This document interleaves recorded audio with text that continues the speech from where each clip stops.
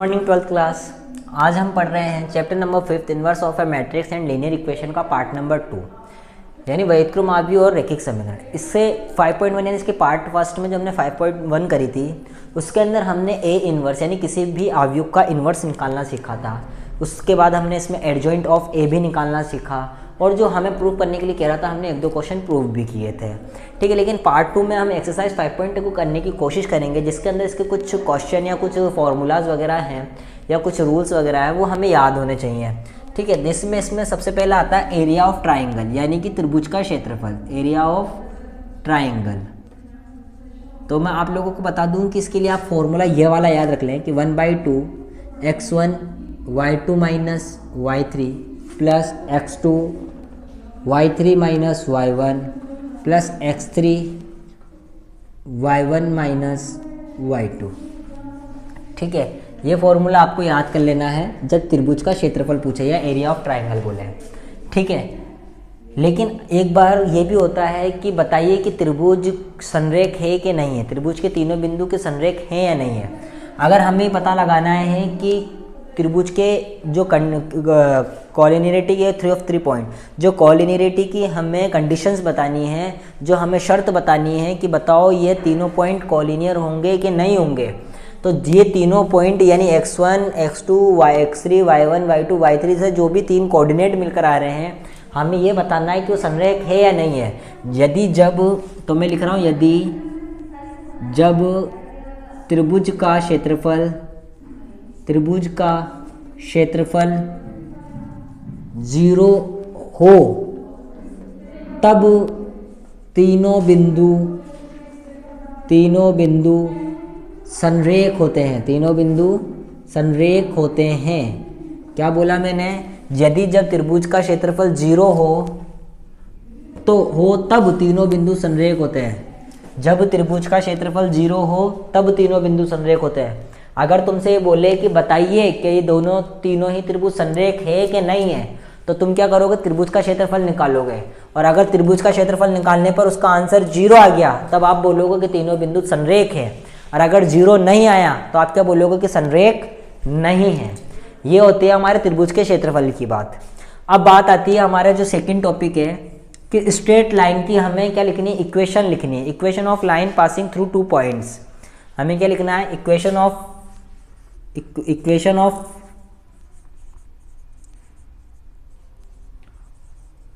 Line passing through 2 points, ये क्या कह रहा है? हमको क्या करना है? दो बिंदुओं से गुजरने वाली रेखा का समीकरण लिखना है। Equation of line passing through 2 points, उस लाइन का या उस दो बिंदुओं का इक्वेशन लिखनी है, मतलब उस लाइन की इक्वेशन लिखनी है जो दो बिंदु से जाती है। यानी कि ऐसे जो लाइन होती है दो बिंदु से जो जा रही है इसकी इक्वेशन लिखनी है।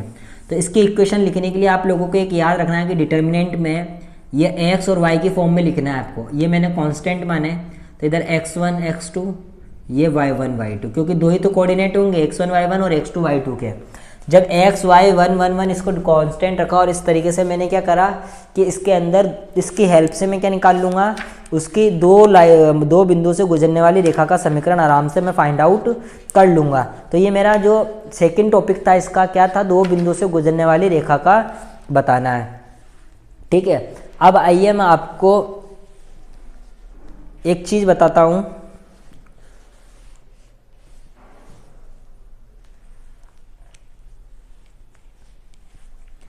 ठीक है, देखो क्या करना है।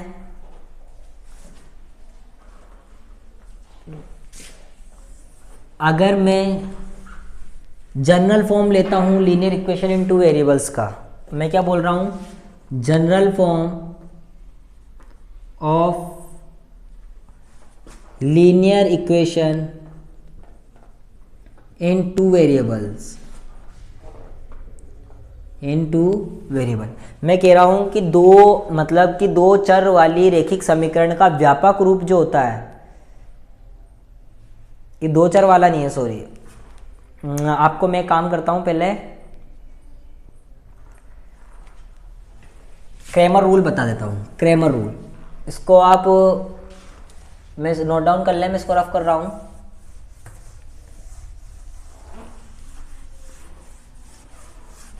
क्रैमर रूल जो होता है वो वेरिएबल की वैल्यू को फाइंड आउट करने के लिए काम में आता है। हालांकि हम बहुत सारे मेथड जानते हैं, अगर 2 वेरिएबल में है तो हम एलिमिनेशन मेथड, सब्स्टिट्यूशन मेथड, ये सारी चीज़ें जानते हैं।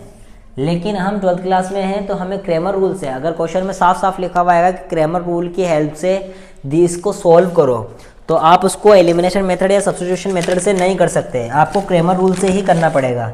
इसलिए आपको क्रैमर रूल आना चाहिए। और जब हम एलिमिनेशन और सब्स्टिट्यूशन मेथड की बात करते हैं तो हम केवल 2 वेरिएबल के अंदर लगाना उसको आसानी समझते हैं कि 2 वेरिएबल है तो हम आसानी से लगा देंगे। अगर मैं आपको ये बोलूँ,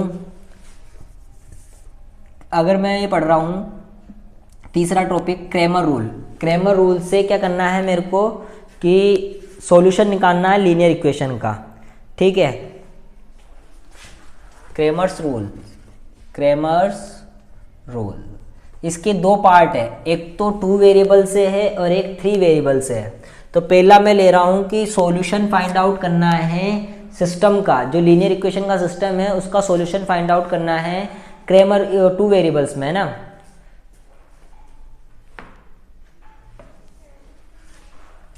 सॉल्यूशन ऑफ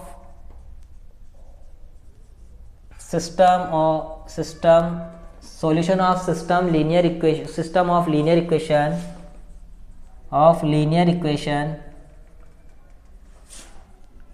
ऑफ 2 वेरिएबल, यानी मैंने क्या लिखा कि मेरे को क्या करना है 2 चर वाले रैखिक समीकरण का सॉल्यूशन फाइंड आउट, यानी कि हल ज्ञात करना है निकाय का।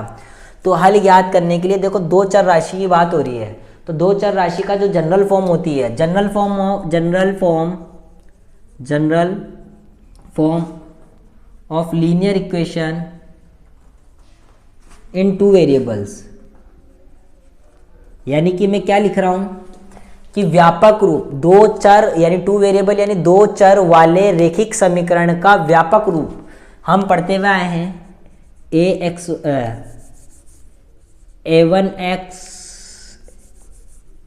ax1 plus by1 equals to c1, ax2 plus by2 is equals to c2। तो ये a1 b1, ये a2 b2, तो a1 x1 plus b1 y1 plus c1 c2। देखो गलती क्या है कि इसमें भाई x तो सेम रहेगा ना, x तो अलग अलग नहीं हो सकता, 2 वेरिएबल की बात कर रहे हैं तो a1x plus b1y is equals to c1, a2x plus b2y is equals to c2। ये हमारा व्यापक रूप होता है। मुझे इधर से क्या x और y की वैल्यू फाइंड आउट करनी है, तो मैं आराम से एलिमिनेशन मेथड लगा सकता हूँ, सब्स्टिट्यूशन मेथड लगा सकता हूँ। लेकिन अगर जहाँ मैं क्रैमर रूल्स की बात करता हूँ तो मैं वहाँ ये दोनों मेथड नहीं लगा सकता। वहाँ मेरे को एक मेथड, उसके लिए क्या करना पड़ेगा कि इसके अंदर 3 चीज़ें आएंगी। अब वो 3 चीज़ें क्या क्या आएंगी देखना, कि सबसे पहले तो डेल्टा 1 निकालना पड़ेगा, फिर मेरे को डेल्टा 2 निकालना पड़ेगा, मेरे को डेल्टा निकालना पड़ेगा। अब इधर ये डेल्टा 1 डेल्टा 2 डेल्टा क्या चीज़ है, मैं आप लोगों को बता दूं कि डेल्टा 1 जो है वो x का है, डेल्टा 2 जो है वो y का है, और डेल्टा जो है वो कांस्टेंट का है। तो अगर मैं जब कांस्टेंट की बात कर रहा हूँ तो कांस्टेंट के अंदर कांस्टेंट वाला नंबर को छोड़कर ये दोनों कोएफिशिएंट लिख दो, a1 b1 a2 b2, constant को छोड़कर, यानी a1 a2 b1 b2 और a1 b2 minus b1 a2 की वैल्यू इक्वल्स टू नॉट 0 होनी चाहिए। अगर मेरे पास इसकी दोनों की वैल्यू का, अगर इसका सॉल्यूशन 0 आया तो मैं कह दूंगा कि x और y का, यानी ये x का होता है ये y का होता है, इन दोनों का सॉल्यूशन नहीं निकलेगा। वो क्यों नहीं निकलेगा अभी हम आगे पढ़ेंगे जब आप लोगों को समझ में आ जाएगा। मैं कह रहा हूँ कि डेल्टा 1 x का होता है, इधर मैंने बोला है कि डेल्टा 2 y का होता है। अगर मैं आप लोगों को बोलूँ जब ये x का होता है तो x वाले कॉलम को छोड़ दो, यानी पहले कॉलम को छोड़ दो।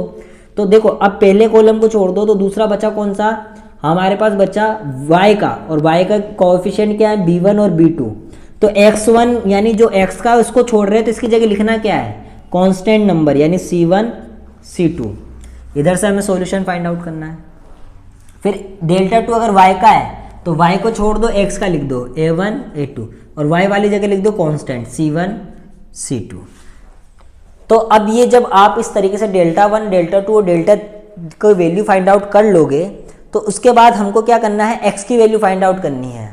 तो x की वैल्यू फाइंड आउट करने के लिए हम क्या लिखेंगे कि डेल्टा 1 अपॉन डेल्टा, अब मैंने क्या कहा था कि equals to not zero, zero के बराबर नहीं होना चाहिए।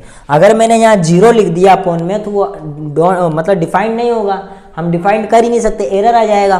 तो इसलिए मैंने वहाँ कहा कि इसका जो सॉल्यूशन हो, इस डेल्टा का जो सॉल्यूशन हो वो जीरो के बराबर नहीं होना चाहिए। तो जीरो के बराबर नहीं होगा तो हम x की वैल्यू आराम से फाइंड आउट, पहले इस वाले को सॉल्व करके इसमें उसका डिवाइड कर देंगे। इधर से अगर मेरे को y की वैल्यू निकालनी तो मैं क्या करूँगा कि डेल्टा 2 के अंदर डेल्टा का डिवाइड कर दो, और डेल्टा 2 हम इधर से आराम से सॉल्व कर सकते हैं, यानी a1c2 c1a2। ये हमारी कहलाती है क्रैमर रूल। क्रैमर रूल से हमारा x और y की वैल्यू को फाइंड आउट करना। आप इसका स्क्रीनशॉट लेकर नोट डाउन करें।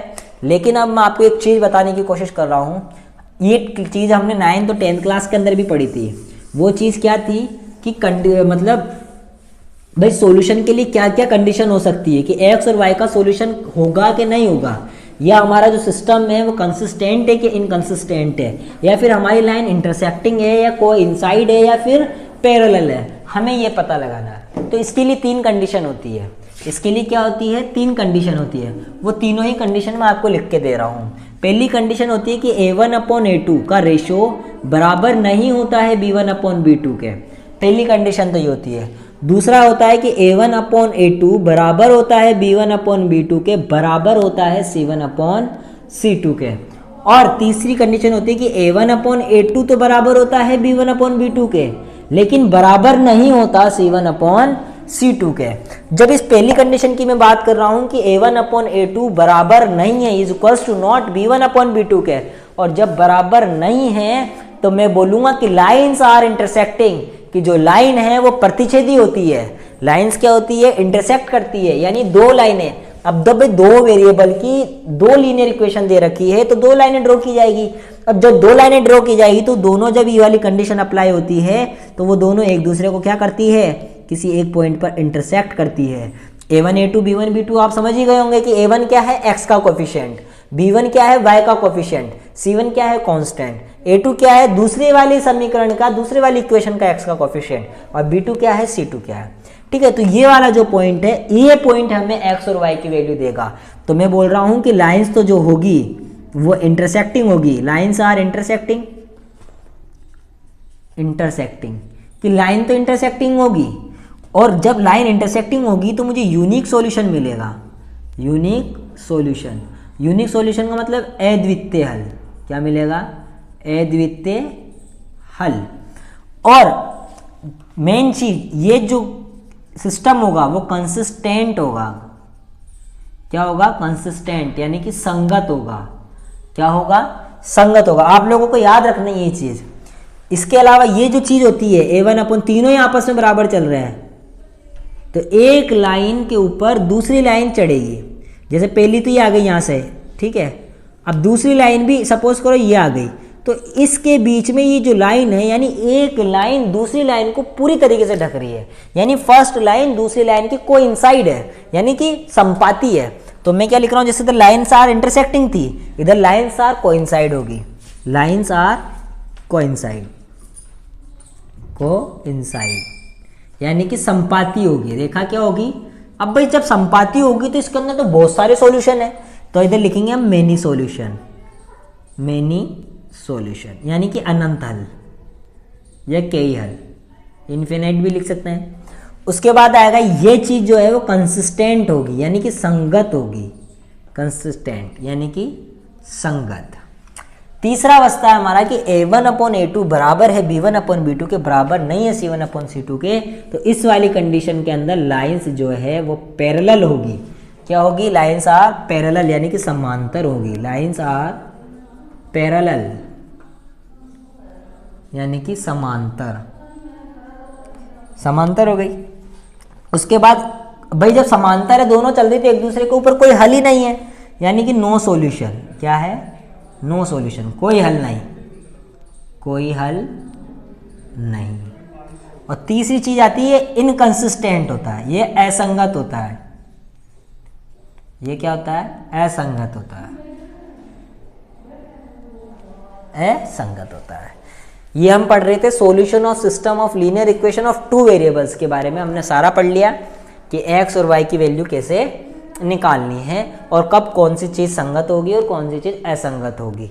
ठीक है, तो आप लोगों को समझ में आया होगा कि solution of system of linear equation of two variables. अभी बात करी टू वेरिएबल्स की, अब बात करेंगे थ्री वेरिएबल्स की।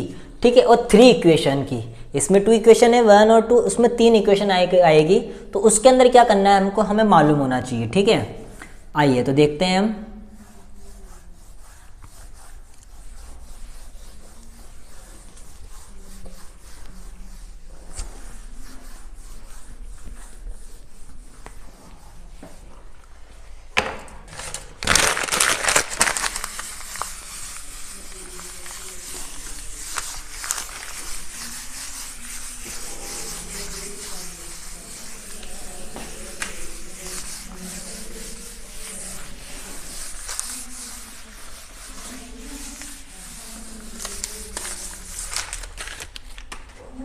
देखो,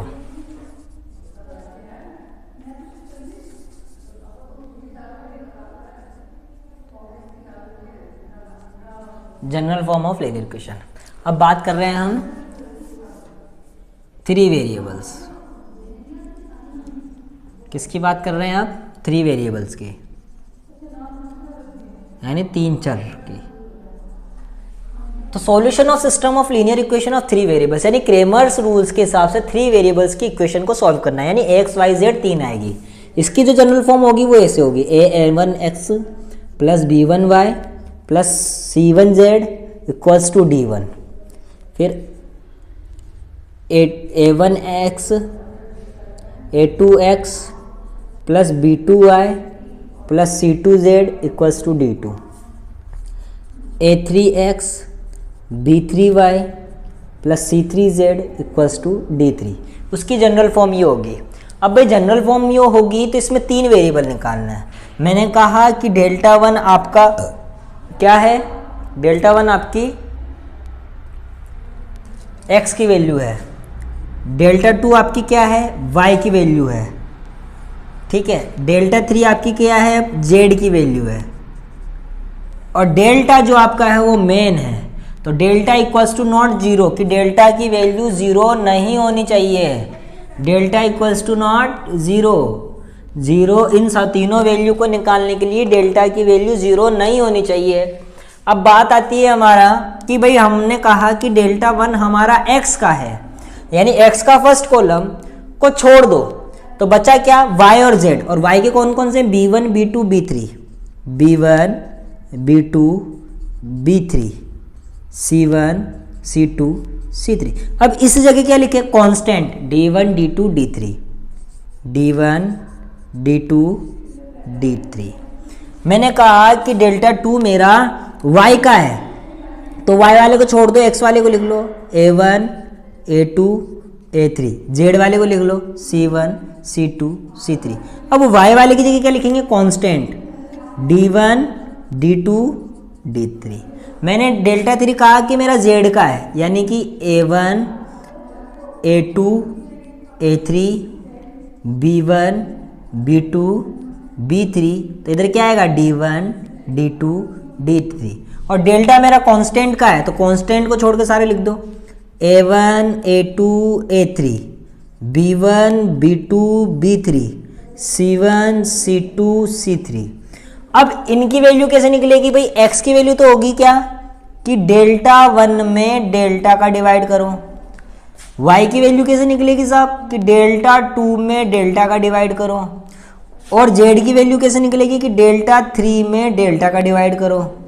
इस तरीके से निकलेगी। और मैंने पहले ही बोल दिया कि डेल्टा की value equals to not zero, कि इस वाले डेल्टा की वैल्यू जीरो के बराबर नहीं होनी चाहिए। अगर जीरो के बराबर है तो उसका सॉल्यूशन नहीं निकलेगा। अब बात आती है कि इस 3 वाले को हम सॉल्व कैसे करेंगे, वही हमने ऑपरेशन लगाए थे भाई कि 1 1 बना के हमें कैसे भी करके डेल्टा 1 डेल्टा 2 डेल्टा 3 की वैल्यू लेकर आनी है। जितना इजी ला सकते हो उतना इजी ले आना। सॉल्व करके लाते हो या कि ऑपरेशन लगा के लाते हो, कैसे भी लगाओ, यानी संक्रियाएं करके लाते हो, कैसे भी करके ला रहे हो, डेल्टा 1 डेल्टा 2 डेल्टा 3 और डेल्टा की वैल्यू, चारों की वैल्यू निकालनी है। फिर इन सब में इनकी वैल्यू का डिवाइड करना है, तो आपके पास x y और z की वैल्यू फाइंड आउट हो जाएगी। लेकिन अब इसके लिए भी ये कंडीशन है कि भाई जो हमारा सिस्टम है वो कंसिस्ट है इनकंसिस्ट है, किस कंडीशन में कंसिस्ट होगा और किस कंडीशन में इनकंसिस्ट होगा, हमें ये बताना है। ठीक है, तो इसकी ये चीज़ भी हमको मालूम होनी चाहिए कि भाई सब कंसिस्ट कब होगा और इनकंसिस्ट कब होगा। ठीक है, तो आइए अब देखते हैं हम कि कंसिस्ट कब होगा और इनकंसिस्ट कब होगा। चलो, तो मैं इसको रफ कर देता हूँ, स्क्रीनशॉट ले लेना इसका नोट डाउन करने के लिए।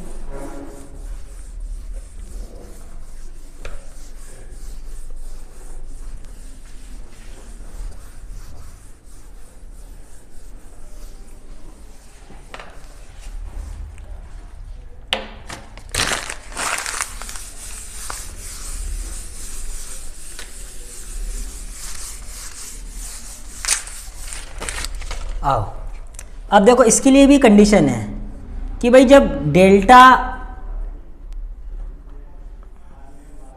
बराबर नहीं है जीरो के या फिर डेल्टा बराबर आ गया जीरो के लिए, तो फिर इसकी दो कंडीशन है कि जब डेल्टा बराबर नहीं है जीरो के तो सिस्टम तो हमारा कंसिस्ट होगा और यूनिक सॉल्यूशन देगा। जब भाई डेल्टा जो है वो बराबर नहीं है जीरो के तो यूनिक सॉल्यूशन होगा, यूनिक सॉल्यूशन होगा और कंसिस्टेंट होगा। क्या होगा? कंसिस्टेंट। लेकिन जब डेल्टा बराबर नहीं है जीरो के तो इसकी दो कंडीशन होती है कि डेल्टा बराबर नहीं है जीरो के। लेकिन मैं आपको एक चीज़ और बता दूं कि अगर d1 equals to d2 equals to d3, अगर ये तीनों ही जीरो के बराबर है तो हम इसको कहते हैं होमोजीनियस। होमोजीनियस यानी कि विषमघाती, समघाती है विषमघाती। होमोजीनियस के हिंदी में क्या कहते हैं? समघाती।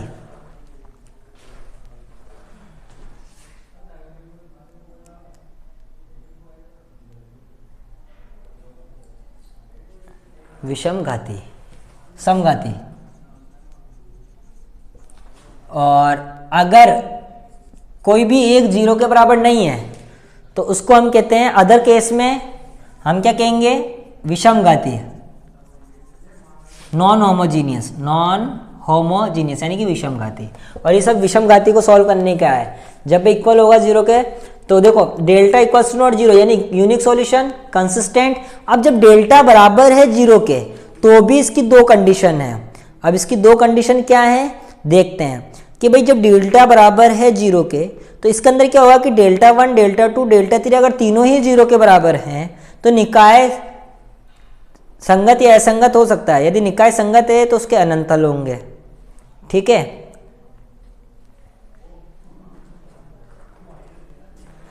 अगर डेल्टा इक्वल्स टू जीरो है तो अब जीरो क्या कि डेल्टा तो जीरो है, फिर डेल्टा 1, डेल्टा 2 और डेल्टा 3 ये तीनों भी आपस में जीरो के इक्वल आ गए।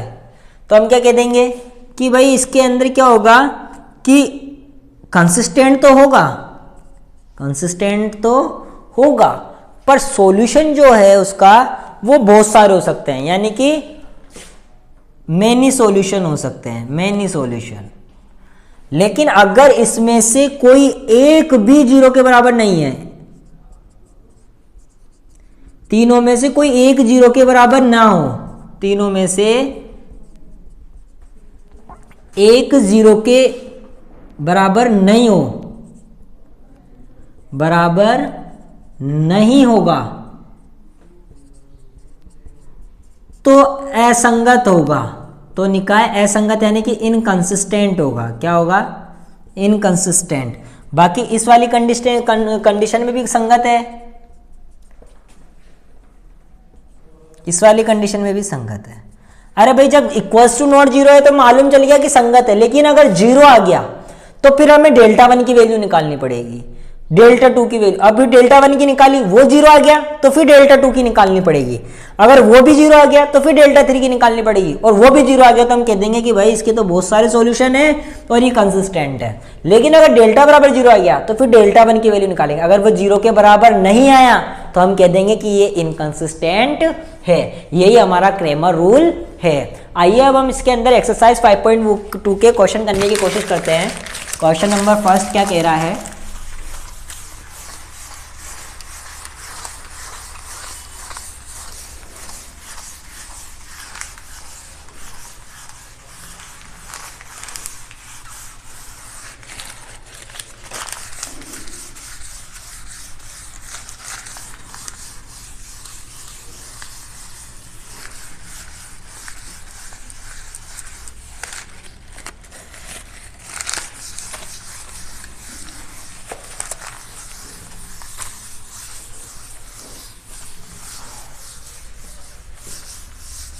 चलो भाई फर्स्ट क्वेश्चन देखते हैं क्या कह रहा है कि सारणिक का प्रयोग कर त्रिभुज का क्षेत्रफल ज्ञात कीजिए जिसके शीर्ष निम्न है। हमें सारणिक का प्रयोग करना है भाई। क्वेश्चन में क्या कह रहा है कि सारणिक का प्रयोग करना है और उसके तुम्हें क्या दे रखे हैं, उसके तुम्हें बिंदु के वो दे रखे हैं। तो सारणिक का प्रयोग कैसे होता है आइए देखते हैं। सपोज करो ये क्वेश्चन नंबर फर्स्ट है। पहले तो हमें त्रिभुज का क्षेत्रफल निकालना है। तो त्रिभुज के क्षेत्रफल को मैं क्या बोल रहा हूँ, डेल्टा। और डेल्टा का फॉर्मूला क्या था सारणिक के through, x1 x2 x3 y1 y2 y3 1 1 1। तो देखो 1/2 x1 x2 y2 2 और इसकी वैल्यू तो 2,5। क्वेश्चन क्या दे रखा है 2,5 -2, -3 और 6,0। ये हमारा होता है x1 y1, ये हो गया हमारा x2 y2 और ये हो गया हमारा x3 y3। ठीक है, तो इसके अंदर हम वैल्यू पुट करते हैं कि x1 की 2, फिर x2 की -2 और x3 की 6, y1 की 5 -3 0 1 1 1 निकाल लिया। अब इसको इस सारणिक को सॉल्व करते हैं कि 1/2, हालांकि हमें फॉर्मूला मालूम है कि x1 equals 1/2 x1 y2 minus y3, यानी x1 माइनस ब्रैकेट में x2 minus x1 y2 minus y3। तो x1 2 y2 minus y3, y2 कहाँ पर ये रहा -3 माइनस y3 यानी कि 0। ठीक है, फिर उसके बाद प्लस x2 कितना माइनस का 2, तो यहाँ कितना जाएगा -2। y3 माइनस y1 कितना 0 माइनस y1 कितना 5 प्लस x3 यानी कि 6 y1 माइनस y1 कितना है 5 माइनस माइनस प्लस 3। इसको सॉल्व कर लेते हैं कि 1/2 2 3 जा 6 माइनस माइनस प्लस 5 2 जा 10 प्लस 8 6 जा 48। करते हैं इसको 16 और 48 64 डिवाइडेड बाय 2 यानी कि 32 वर्ग इकाई। ये एरिया है या स्क्वायर यूनिट, एरिया है इसलिए स्क्वायर यूनिट और वर्ग इकाई लगाना ज़रूरी है। यह हमारा क्वेश्चन नंबर फर्स्ट का सॉल्यूशन आया कितना 32 वर्ग इकाई। ठीक है, गलती कर दी गई कोई 2,5 -2,3 6,0। तो x1 x2 x3 y1 y2 y3 formula क्या था कि 1/2 x1 y2 minus y3 plus x2 y3 minus y1 plus x3 y1 minus y2। तो y2 माइनस y3, x1 तो कितना 2, y2 कितना -3 है, y2 कितना है माइनस का 3, तो इधर कितना आएगा माइनस का 6। ठीक है, तो माइनस का 6 यानी कि 58 में से 6 गया तो 52 कितना आ गया 52, और 52 में 2 का डिवाइड करा तो 26 स्क्वायर यूनिट। थोड़ी सी गलती हो गई थी, ध्यान रख के करना है आप लोगों को। ये हमारा क्वेश्चन नंबर फर्स्ट कंप्लीट हो गया कि भाई हमें एरिया निकालना था ट्राइंगल का, जो हमने आराम से निकाल लिया। ठीक है, इसका जो सेकंड क्वेश्चन है वो पढ़ो, देखो क्या कह रहा है। अब इसका जो फर्स्ट के सेकंड और थर्ड है वो आपको घर से करना है, यानी आपका होमवर्क है। अभी बताना है कि सारणिक का प्रयोग कर शीर्ष 1,4 2,3 -5, -3 वाले त्रिभुज का क्षेत्रफल ज्ञात कीजिए। क्या दिए गए बिंदु संरेख है, यानी कि क्या दिए हुए पॉइंट जो है वो कोलिनियर है। तो मैंने बताया था कि कोलिनियर पॉइंट जब भी होंगे जब उन तीनों बिंदुओं से हमारे त्रिभुज का क्षेत्रफल 0 के इक्वल आ जाए। अगर हम पहले जब हम त्रिभुज का क्षेत्रफल निकाल रहे हैं, हम क्या कर रहे हैं त्रिभुज का क्षेत्रफल निकाल रहे हैं, और हम देख रहे हैं कि त्रिभुज का क्षेत्रफल निकालने के बाद त्रिभुज उसमें वो 0 आ ही नहीं रहा है। क्या नहीं आ रहा, 0 आ ही नहीं रहा है, तो हम कह देंगे कि संरेख नहीं है, और 0 आ रहा है तो कहेंगे कि संरेख है। तो देखो इसके अंदर जो सेकंड क्वेश्चन है वो आप लोगों को करना है, आपको केवल ये क्षेत्रफल निकालना है। अब जैसे 26 आया है, इतना आप कर लोगे। अभी 26 के बाद मैं क्या कह सकता हूँ कि तीनों पॉइंट संरेख नहीं है, कोलिनियर नहीं है। क्यों नहीं है, क्योंकि भाई delta is equals to not 0, क्योंकि ट्राइंगल का जो एरिया है वो 0 के इक्वल नहीं आया है, तो सेकंड क्वेश्चन में आपको इतना करना है। तीसरा क्वेश्चन क्या कह रहा है कि के का मान ज्ञात कीजिए, यानी के की वैल्यू फाइंड आउट करनी है, जबकि हमें एरिया ऑफ ट्राइंगल दे दिया कि 35 वर्ग स्क्वायर यूनिट और उसके वर्टिसेस दे दिए k, 4, 2, -6, 5, 4। तो अगर मैं देखो सेकंड क्वेश्चन थोड़ा शॉर्ट, थर्ड क्वेश्चन थोड़ा जल्दी इसमें मतलब शॉर्ट फॉर्म में कर रहा हूँ, आप लोगों को ध्यान रखना है कि इसने जो डेल्टा है, डेल्टा का फॉर्मूला मैं जानता हूँ क्या होता है, 1/2 x1 y2 - y3 plus x2 y3 - y1 plus x3 y1 - y2। आप लोगों को ये फॉर्मूला याद नहीं होता है तो आप ये चीज़ याद रख लें, इससे बन जाएगा। ये सारणी की तो सॉल्व करी भी है। तो देखो इज इक्वल्स टू 1/2। अब इसके बाद हम क्या करेंगे, अब देखो डेल्टा की वैल्यू इसने हमें दे दी 35। एरिया ऑफ ट्राइंगल, डेल्टा क्या है, एरिया ऑफ ट्राइंगल, तो एरिया ऑफ ट्राइंगल कितनी 35 इसने हमें गिवन करी है। उसके बाद इसने हमें 3 कोऑर्डिनेट करे हैं, x1 y1, देखो x1 y1, तो x1 की वैल्यू तो दी है इसने आपको k और y1 की वैल्यू दी है इसने आपको 4। इसी तरीके से x2 y2, तो x2 की वैल्यू तो दी है इसने 2 और y2 की वैल्यू दी है -6, और x3 y3, x3 की वैल्यू इसने दी है 5 और y3 की वैल्यू दी है 4। ठीक है, अब इसमें पुट करते हैं साहब कि x1 की वैल्यू तो दी है k, y2 और y3 यानी -6 -4, प्लस x2 की वैल्यू दी है इसने 2, 4 -4, x3 की वैल्यू दी है 5 और y1 की दी है 4 और y2 की दी है -6, तो माइनस माइनस +6।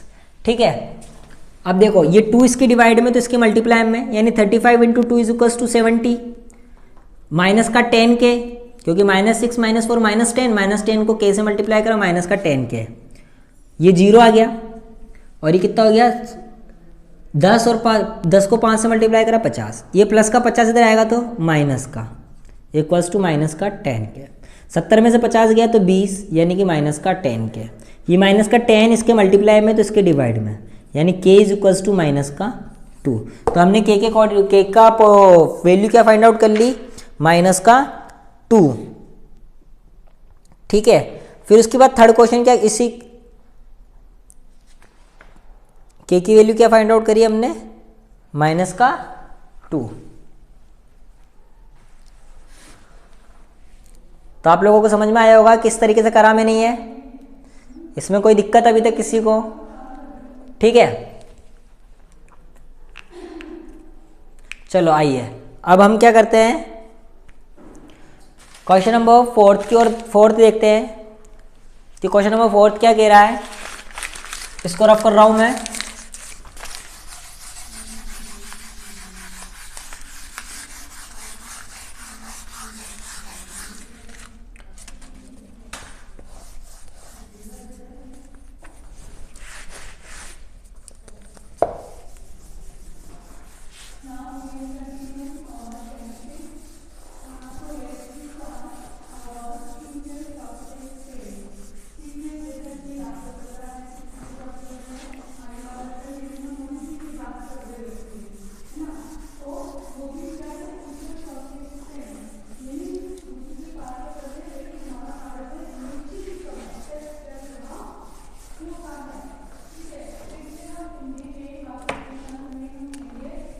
क्वेश्चन नंबर 4 क्या कह रहा है देखते हैं कि डिटर्मिनेंट्स का यूज़ करते हुए के की वैल्यू फाइंड आउट करनी है। यदि बिंदु, देखो बिंदु क्या दे रखे हैं आप लोगों को, k, 2 - 2k, और ये दे रखा है -k + 1, 2k, और ये दे रखा है -4 -k, 6 - 2k। ठीक है, अब ये कह रहा है कि बिंदु संरेख हो, यानी कि कोलिनियर हो। तो मैं जानता हूं कि कोलिनियर, इसका मतलब डेल्टा की वैल्यू 0 है, यानी कोलिनियर है। तो मैंने क्या कहा था, जब भी कोई 3 बिंदु कोलिनियर होंगे तभी होंगे जब उसके ट्राइंगल का एरिया जो है वो 0 निकल कर आए, यानी इसका जो एरिया है वो 0 निकल कर आ रहा है, इसलिए तीनों कोऑर्डिनेट कोलिनियर है। यानी x1 x2, x1 की वैल्यू कितनी है k1, ठीक है, सॉरी k है, x1 की वैल्यू कितनी है k, और x2 की ये y1 और y1 की वैल्यू कितनी है 2 माइनस 2k। फिर आता है x2 y2, x2 की वैल्यू है माइनस का k प्लस 1 और y2 की वैल्यू है 2k। इसी तरीके से x3 और y3, तो x3 की वैल्यू है माइनस का 4 माइनस का k और y3 की है 6 माइनस 2k। ये कह रहा है कि points are collinear, points are collinear, कि पॉइंट्स जो है वो संरेख है। बिकॉज पॉइंट्स क्या है, तो इसलिए मैं क्या कह रहा हूँ कि जो डेल्टा एरिया ऑफ ट्राइंगल होगा, एरिया ऑफ ट्राइंगल जो होगा वो इक्वल होगा 0 के। जबकि मैं जानता हूँ कि एरिया ऑफ ट्राइंगल क्या होता है 1/2 x1 y2 minus y3 plus x2 y3 minus y1 plus x3 y2 minus y1 minus y2। ये हमारा फॉर्मूला होता है इक्वल्स टू 0। ये 2 इसके डिवाइड में तो इसके मल्टीप्लाई में, यानी ये भी 0 हो जाएगा। आइए वैल्यू पुट करते हैं। x1 की वैल्यू कितनी k, y2 की वैल्यू देखो ये रही 2k माइनस y3 की वैल्यू देखो माइनस 6 और ब्रैकेट के बाहर माइनस है तो वाला साइन क्या हो जाएगा प्लस का 2k प्लस x2 कितना है साहब माइनस का k प्लस 1, y3 कितना है 6 माइनस का 2k माइनस y1। अब माइनस y1 यानी माइनस का 2 और ये माइनस माइनस क्या हो जाएगा प्लस 2k। ठीक है,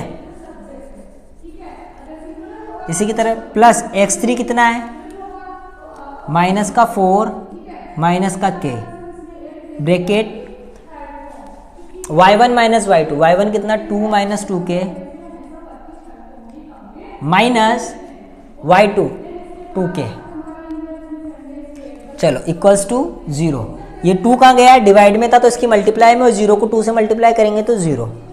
चलो सॉल्व करते हैं। k 2k कितना हो गया 4k माइनस 6 प्लस माइनस का k प्लस 1, 6 और 6 में से 2 गया तो 4 और ये 2k से 2k कैंसिल तो बच गया क्या 4 प्लस माइनस का 4 माइनस का k, देखो 2 माइनस माइनस प्लस और माइनस का 4k इक्वल्स टू 0। अब इस k को 4k से मल्टीप्लाई करेंगे तो 4k square minus 6k plus इस 4 को k से करेंगे तो माइनस का 4k प्लस का 4। अब इसकी तरह से इस 4 को पहले इस पूरे से मल्टीप्लाई करेंगे तो माइनस का 8 minus minus plus 16k minus plus minus का 2k minus minus plus 4k square equals to 0। अब जो कट रहा है उसे काटेंगे, जो जुड़ रहा है उसे जोड़ेंगे। ठीक है, आइए देखते हैं। पहले देखो k स्क्वायर ये रहा, k स्क्वायर ये रहा, तो 4k स्क्वायर और 4k स्क्वायर कितना हो गया 8k स्क्वायर। अब ये माइनस का 6 माइनस का 4 कितना हो गया माइनस का 10, माइनस का 10 और ये माइनस का 2 माइनस का 12, माइनस के 12 में से प्लस के 16 गए तो प्लस का 4k, प्लस का 4k। उसके बाद अब इनको देखते हैं 4 और 8, 4 में से 8 गया तो माइनस का 4, माइनस का क्या आ गया 4, तो माइनस का 4 इक्वल्स टू 0। कर लिया ये सॉल्व। अब इसके बाद मैंने देखा कि इसमें से 4 कॉमन आ रहा है, तो 4 कॉमन लिया तो अंदर क्या बच गया 2k स्क्वायर प्लस का k माइनस का 1 इक्वल्स टू 0। ठीक है, अभी 4 डिवाइड में तो मल्टीप्लाई में, यानी 2k square plus k minus 1 equals to 0। अब इसका देखो क्वाड्रेटिक इक्वेशन यानी कि द्विघात समीकरण बन गई। इसकी मिड टर्म स्प्लिट कर देता हूँ, 2k square plus k minus 1 equals to 0 minus 1, यानी 2 किस किस की टेबल में आता है 1 इंटू 2, माइनस करने पर 1 लाना है यानी 2 माइनस 1, तो 2k square plus 2k minus k minus 1, इन दोनों में कॉमन लेंगे क्या आएगा 2k, तो अंदर क्या बचेगा k प्लस 1, इन दोनों में कॉमन आएगा माइनस 1, तो k प्लस 1 इक्वल्स टू 0, तो 2k माइनस 1 और एक k प्लस 1 इक्वल्स टू 0। तो एक बार 2k माइनस 1 इक्वल्स टू 0, या फिर k प्लस 1 इक्वल्स टू 0। तो k 2k is equals to 1, तो k इक्वल्स टू 1/2, या फिर k इक्वल्स टू माइनस का 1। यानी इधर से मैं k की वैल्यू 2 रख सकता, यानी 1/2 रखूं या फिर माइनस का 1 रखूं, तभी तीनों पॉइंट कोलिनियर हो जाएंगे, यानी उसके एरिया की जो वैल्यू है वो 0 निकल कर आ जाएगी। यानी हमारे पास क्या निकल कर आया, उसके k की 2 वैल्यू निकल कर आई, एक तो माइनस का 1 और एक 1/2। ठीक है, तो ये हमारा क्वेश्चन नंबर 4 भी कंप्लीट। अब बात करते हैं हम क्वेश्चन नंबर 5 की,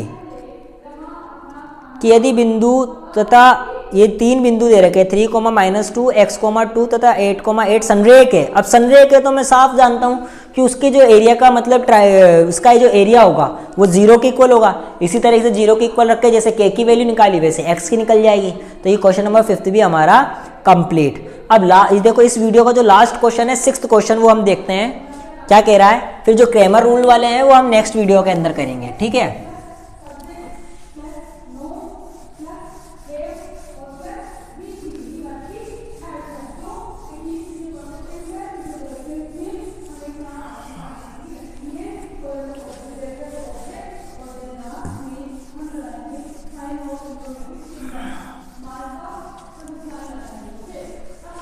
देखो भाई क्या कह रहा है कि तुम्हें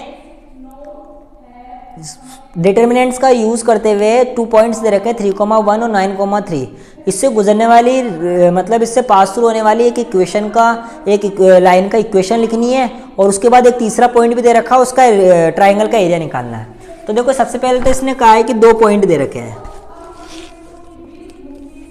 पॉइंट कौन कौन से दे रखे, 3,1 और एक 9,3। इससे मैं पासिंग हो रही है उसकी लीनियर इक्वेशन लिखनी है। लीनियर इक्वेशन पासिंग थ्रू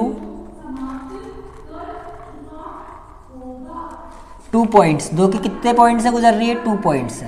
तो उसके लिए मैंने क्या बताया था कि x y 1 1 1, तो इधर x1 y1 x2 y2 equals to 0। किसके इक्वल में चलती है वो, इक्वल्स टू 0। तो यही हमारी क्या थी, 2 पॉइंट से पास थ्रू होने वाली इक्वेशन थी। तो देखो x y 1 1 1, तो ऐसा कैसा, x1 y1 यानी 3,1, x2 y2 यानी कि 1,3 इक्वल्स टू 0। अब आइए हम इसको सॉल्व करते हैं। इसको सॉल्व करने के लिए हम कैसे करेंगे, पहले इससे सॉल्व करेंगे, तो इसको छुपाएंगे और इसको छुपाएंगे, तो क्या निकल कर आएगा कि x, 1 - 3 माइनस y, अब y की बात कर रहे हैं, माइनस y, तो अब किसको छुपाएंगे, इसको।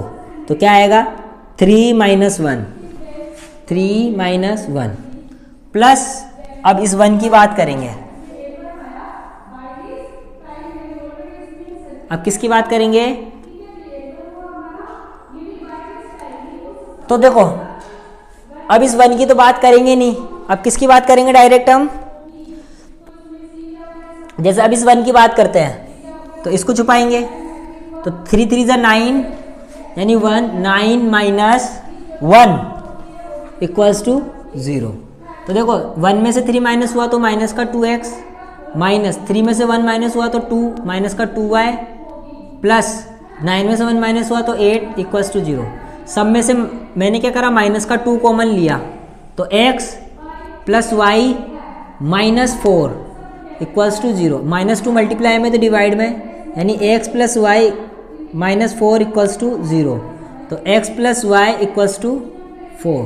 ये मैंने क्या बना ली, इक्वेशन बना ली। क्या बनाई, x plus y equals to 4। ये हमारी question number x - 3y equals to 0 आ रहा है। यानी हमने फिर एक भाई कहीं ना कहीं गलती कर दी है, आंसर गलत आ रहा है हम लोगों का। आइए हम चेक करते हैं हमारे आंसर को कि हमने सही करा है या गलत करा है, वो देखेंगे अभी हम कि गलती कहाँ कर दी हमने।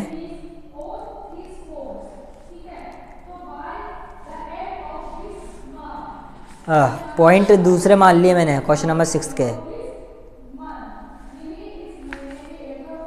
3,1 और 9,3, 3,1 और 9,3।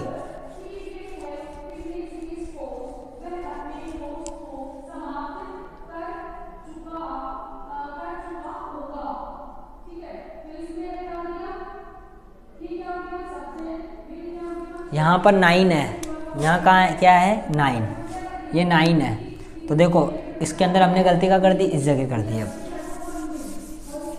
सॉल्व करते हैं कि पहले x को सॉल्व करेंगे तो कितना आएगा 1 माइनस 3, फिर माइनस y को सॉल्व करेंगे तो 9 माइनस कि 3 3 ज़ा 9, सॉरी अब y क्यों कर रहे हैं तो y छुपेगा, तो 3 1 ज़ा 3 माइनस 9, 9 1 ज़ा 9। अब इसकी बात करेंगे तो 3 3 ज़ा 9, इसकी +1, इसकी बात करेंगे तो 3 3 ज़ा 9 माइनस 9 1 ज़ा 9 इक्वल्स टू 0। ठीक है, फिर उसके बाद हम क्या करेंगे, सॉल्व करते हैं कि माइनस का 2x plus 6y equals to 0, क्योंकि 0 हो गया, दोनों में से माइनस का 2 कॉमन लिया तो x minus 3y equals to 0, तो ये x minus 3y equals to 0, तो x इक्वल्स टू 3y। ये हमारी इक्वेशन कंप्लीट। अब देखो 2 पॉइंट दे रखे हैं, तीसरा पॉइंट और बढ़ा लो जो दे रखा है। क्या दे रखा है आपको कि तीसरा पॉइंट दे रखा है आप लोगों को माइनस का 2 कोमा माइनस 4, माइनस का 2 कोमा माइनस का 4। एरिया ऑफ ट्राइंगल निकाल सकते हो, x1 y1 x2 y2 x3 y3। इस वाले से आप क्या निकाल लोगे, आपके एरिया ऑफ ट्रायंगल। इस वीडियो में हम इतना ही पढ़ेंगे। इसके नेक्स्ट पार्ट के अंदर हम क्रेमर रूल्स, आव्यू सिद्धांत, ठीक है, मैट्रिक्स जो उसका सिद्धांत है वो पढ़ेंगे, और उसके निकाय के संगत और असंगत के बारे में बात करेंगे, उसके हलों के बारे में बात करेंगे। तो इस वीडियो में इतना ही। आई होप आप लोगों को ये समझ में आया होगा। Thank you.